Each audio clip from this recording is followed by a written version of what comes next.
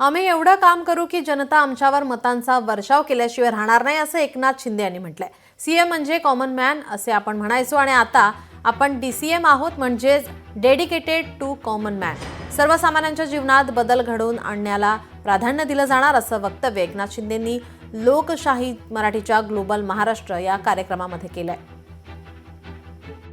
आम्ही एवढं काम करू की जनता आमच्यावर मतांचा वर्षाव केल्याशिवाय राहणार नाही. आणि ती खरी ठरली. माझं जे काही विश्वास होता तो. आणि आज आपण पाहताय विधानसभेमध्ये खूप मोठ्या प्रमाणावर आम्हाला विजय मिळाला. आता तुम्ही मगाशी म्हणाला डेडिकेटेड. आता जेव्हा मी मुख्यमंत्री होतो, सीएम होतो, तेव्हा देवेंद्रजी डीसीएम होते.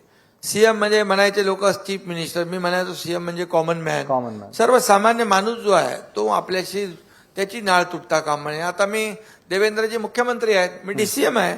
आता मी म्हणतो डेडिकेटेड टू कॉमन मॅन. शेवटी आपली नाळ जी आहे ही सर्वसामान्य माणसाची जी जुळली आहे ती तुटता कामा नये.